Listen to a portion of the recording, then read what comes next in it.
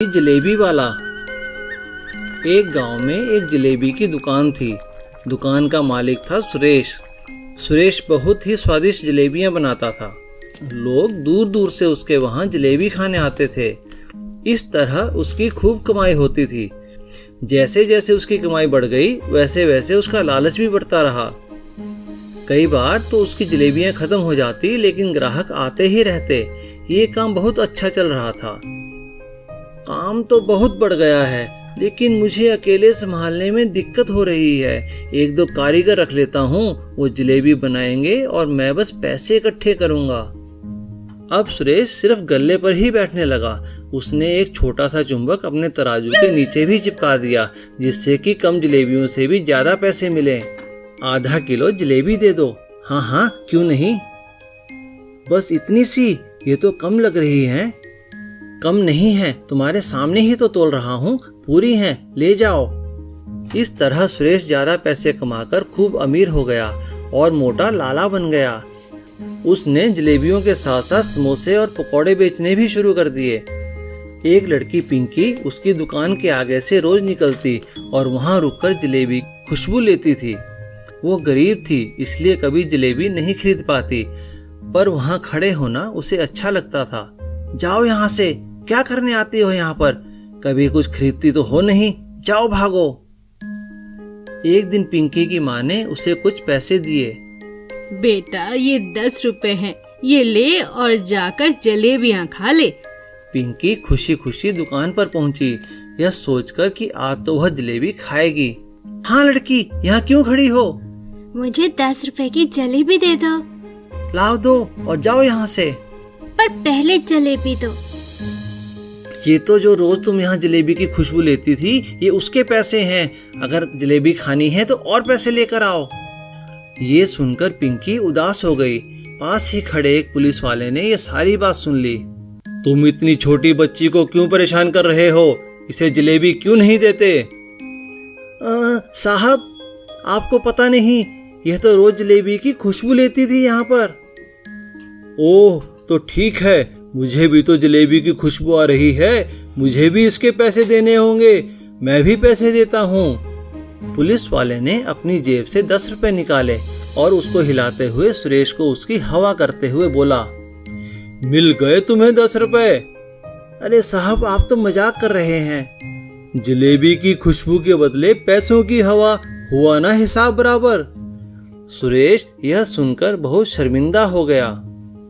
सीख, लालची व्यक्ति कभी न्याय नहीं कर पाता। मुर्गी के अंडे की सब्जी। प्रबल नाम का एक किसान था। उसका खेत पूरी तरह बेकार हो चुका था। लाख मेहनत करने के बाद भी खेत से कुछ फायदा ना मिला। हे भगवान, समझ नहीं आता क्या करूं, खेत में तो कुछ उगता ही नहीं। प्रबल चिंतित रहने लगा और उसने खेत पर जाना भी बंद कर दिया। कई दिन बीते। वह इतना चिंतित हुआ कि बीमार हो गया और बिस्तर से उठ भी नहीं पाता था। ये आपको क्या हो गया? अब हम कैसे जिएंगे? बेटा माधव, तुम ही कोई काम तलाश करो। हाँ माँ, आप चिंता मत करो। माधव अब दिन रात काम ढूंढता। कभी कभी खेती पर भी जाता था, पर कोई फायदा न मिलता। एक दिन माधव अंडे लेने दुकान पहुंचा। भाई, ये अंडे मुझे दे दो। कैसे दिए? 10 का एक है। इतना महंगा? माधव के पास पैसे नहीं थे। तब दुकानदार बोला, ये कुछ टूटे हुए अंडे हैं, अगर तुम लेना चाहो तो आधे दाम में दे दूंगा। माधव खुश हुआ और दुकानदार से अंडे लेकर घर पहुंचा। उसकी माँ ने अंडे की सब्जी बनाई। तभी उनके दरवाजे पर किसी ने आवाज दी, अरे भाई, कोई है क्या? कहिए, कौन है?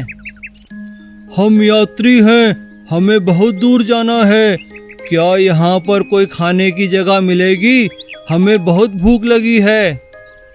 नहीं भाई, यहाँ कोई ढाबा या खाने की जगह नहीं है, आप अंदर आ जाइए। माधव ने उस यात्री को अंडे की सब्जी खिलाई।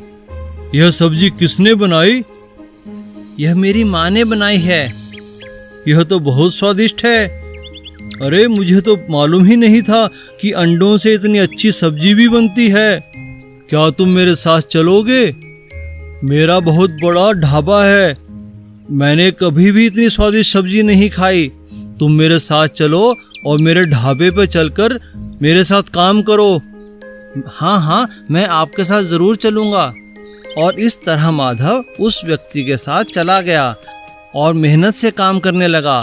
देखते ही देखते उनके दिन बदल गए। अब उन्हें किसी भी तरह की कोई कमी ना रही। जादुई केला। एक फल बेचने वाला था जिसका नाम ध्यानचंद था। उसने अपने बागीचे में बहुत से फल लगा रखे थे। रोज सुबह ध्यानचंद पके फल तोड़ता और बाजार जाकर बेच देता। ध्यानचंद की एक बहुत अच्छी आदत थी। रोज रास्ते में उसे जो भी गरीब मिलता उसे वह एक केला जरूर देता। अरे वाह, ये ध्यानचंद तो बड़ा अच्छा आदमी लगता है। एक रोज की तरह ध्यानचंद पके हुए फल तोड़ रहा था। तभी उसने देखा कि एक तोता जमीन में गड्ढा करने की कोशिश कर रहा है। अरे रुको रुको, मैं मदद करता हूँ। तुम ये क्या कर रहे हो? मैं बीज बोना चाहता हूँ। ये बीज बोने से सोना देने वाले केले का पेड़ लगेगा। लाओ, मैं लगा देता हूँ। ध्यानचंद ने तोते की बात पर विश्वास तो नहीं किया, पर वो बीज बो दिया और हर रोज उसमें पानी डालने लगा। तोता रोज बीज देखने आता। काफी दिन बीत गए। एक दिन बीज में से एक पेड़ बाहर निकला और कुछ ही दिनों बाद उस पर सुंदर सुंदर सोने के केले लगने लगे। अब तो तोता भी उसी पेड़ पर आकर रहने लगा। ध्यानचंद ने जब सोने के केले देखे तो उसे लालच आ गया और उसने तोते से कहा, तुमने बिल्कुल सच कहा था, यह तो सच में सोने के केले देने वाला पेड़ निकला। तुम्हारे पिताजी ठीक कहते थे। तुम्हारा शुक्रिया, तुमने ही इसकी देखभाल की। तुम हर रोज एक सोने का केला लेकर जा सकते हो। इससे तुम्हें बहुत मदद मिलेगी।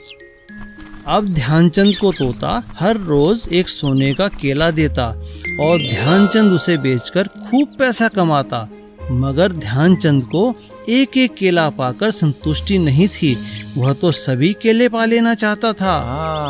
अगर यह तोता मर जाए तो पेड़ मेरा हो जाएगा और फिर सारे सोने के केले मेरे होंगे। इस तोते को रास्ते से हटाना ही होगा। ध्यानचंद ने एक दिन मौका पाकर केलों पर जहर लगा दिया। अब देखता हूँ ये केले मुझे कैसे नहीं मिलते। तोता दूर ही से यह सब देख रहा था। अच्छा, तो तुम्हें सारे केले चाहिए। लालची इंसान हो तुम। मैं तो तुम्हें एक भला आदमी समझकर तुम्हारे बागीचे में ये केले का पेड़ लगाना चाहता था, मगर शायद तुम जानते नहीं, अगर मैं इस पेड़ पर नहीं रहूंगा तो ये दोबारा कभी सोने के केले नहीं देगा और मैं यहाँ से जा रहा हूँ। और तोते के जाते ही वह पूरा केले का पेड़ सूख गया और उस पर से सारे केले झड़ गए और ध्यानचंद अपने लालच की वजह से हाथ मलता रह गया। कंजूस कुमार। कुमार नाम का एक सेठ था। सेठ अपनी कंजूसी के लिए बहुत मशहूर था। एक दिन सेठ की पत्नी बोली, आपकी कंजूसी की आदत तो बढ़ती ही जा रही है। कितने दिन हुए एक अच्छा फल तक नहीं खाया। इतना पैसा भला किस काम का कि जो चाहो वो खा भी ना पाओ। अरे अरे बस करो, कितने ताने मारोगी। आज ही लेता आऊंगा, अब चलता हूँ। सेठ काम के लिए निकला ही था कि रास्ते में उसे एक सेब बेचने वाला मिला। अरे भाई, ये सेब कैसे दिए? सेठ जी 100 रुपए किलो हैं। अरे क्या पागल हो गए हो? 100 रुपए किलो? सेठ हूँ इसलिए लूटना चाहते हो? नहीं सेठ जी, यह भाव तो सबके लिए है। आप मुझे गलत समझ रहे हैं। सब समझ रहा हूँ। 50 रुपए किलो देने हैं तो बोलो, नहीं तो मैं चला। सेठ जी माफ कीजिए, मेरा सेब महंगा है, मैं नहीं दे सकता। अच्छा, जाओ, मैं किसी और से ले लूंगा। सेठ आगे चला जाता है। लूट मची है, पैसे क्या पेड़ों पर लगते हैं। तभी सेठ को एक और सेब वाला दिखा। सेब ले लो सेब, मीठे मीठे सेब, सिर्फ 50 रुपए किलो। 50 रुपए? अरे भाई ठीक ठीक लगाओ, ये दाम तो बहुत ज्यादा है।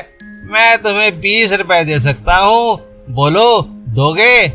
अरे सेठ जी नहीं, इस दाम में तो मुझे भी नहीं मिले हैं। मेरा खुद का बाग थोड़ी है, अगर होता तो शायद तुम्हें दे देता। अरे जाओ जाओ, मैं किसी और से ले लूंगा। आगे जाकर सेठ की नजर एक सेब से लदे पेड़ पर गई। सेठ झटपट पेड़ पर चढ़ गया। अरे वाह, जब मुफ्त के सेब मिल गए तो खरीदने क्यों? और बिना सोचे समझे सेठ पेड़ से लगातार सेब तोड़ता रहा। तभी पास में बच्चे गुलेल से सेब पर निशाना लगा रहे थे और एक बच्चे की गुलेल से निशाना सीधा सेठ की आंख पर लगा और वो नीचे गिर पड़ा। उसकी आंख भी फूट गई और कमर भी टूट गई। हाय हाय हाय हाय हाय, क्या हो गया? तभी आसपास खड़े लोगों ने सेठ को उठाया और उसके घर लेकर गए। अरे अरे, यह क्या? इतनी चोट कैसे लगी आपको? हे भगवान, मैंने तो केवल आपसे कुछ फल मंगाए थे। कंजूसी की भी हद होती है। अपने हाथ पैर तुड़वा लिए, इतने महंगे तो कोई फल भी ना होंगे। तुम ठीक कहती हो, आज से मैं इतनी कंजूसी नहीं करूँगा। चूहे से शादी। मोहन और उसकी पत्नी एक गांव में रहते थे। उनकी शादी को कई साल बीत गए, लेकिन उनके अभी तक कोई संतान नहीं थी। इसी कारण वे परेशान और उदास रहते थे। सुनो जी, हमारे गांव में एक बहुत बड़े संत आए हैं। सुना है वे सबकी मनोकामना पूरी करते हैं। चलिए ना, हम भी उनका आशीर्वाद ले लेते हैं। मोहन और उसकी पत्नी संत के पास आशीर्वाद लेने पहुंचे। संत ने उन्हें एक चूहिया दी और कहा, ये लो, आज से ये चूहिया तुम्हारी संतान है। जब तुम दिल से इसे संतान मान लोगे, ये इंसान रूप में तुम्हें मिल जाएगी। और ऐसा ही हुआ। जैसे ही मोहन ने उसे गोद में बिठाया, वह एक छोटी बच्ची बन गई। संत को प्रणाम कर वे अपने घर लौट आए और अपनी बच्ची का नाम रखा आशा। कई साल बीत गए, आशा भी बड़ी हो गई थी। मोहन और उसकी पत्नी अपनी बेटी को खूब प्यार देते। वे भूल चुके थे कि वह एक चूहिया है। एक दिन मोहन की पत्नी ने कहा, अब आशा जवान हो गई है, हमें उसकी शादी करनी चाहिए। तुम ठीक कहती हो। अब दिन रात आशा के लिए रिश्ते आने लगे। मोहन ने अपनी बेटी से कहा, देखो आशा, अब तुम बड़ी हो चुकी हो, हम तुम्हारी शादी करना चाहते हैं। ये देखो लड़के की तस्वीर, ये शहर में डॉक्टर है। क्या ये तुम्हें पसंद है? नहीं पिताजी, मुझे तो डॉक्टर के नाम से ही चिढ़ है। तो इसे देखो, ये तस्वीर एक अध्यापक की है। ये बहुत ही अच्छा और समझदार लड़का है। क्या ये तुम्हें पसंद है? नहीं पिताजी, मुझे अध्यापक से शादी नहीं करनी। हमेशा सवाल करते हैं। तो बेटा ये लो, और भी कई लड़के हैं। तुम जिसे पसंद करोगी, हम उसी से तुम्हारी शादी कर देंगे। पिताजी, मुझे चूहे अच्छे लगते हैं। आप मेरी शादी एक चूहे से कर दीजिए। यह सुनकर मदन ने कहा, समझ गया बेटी, तुम ठीक कहती हो। हमें सुख देने के लिए तुम इंसान बनी रही, अब तुम असली रूप में आ जाओ। मैं तुम्हारी शादी एक चूहे से करूंगा। और इस तरह मोहन ने अपनी बेटी की शादी एक चूहे से कर दी और खुशी खुशी रहने लगे। Please subscribe.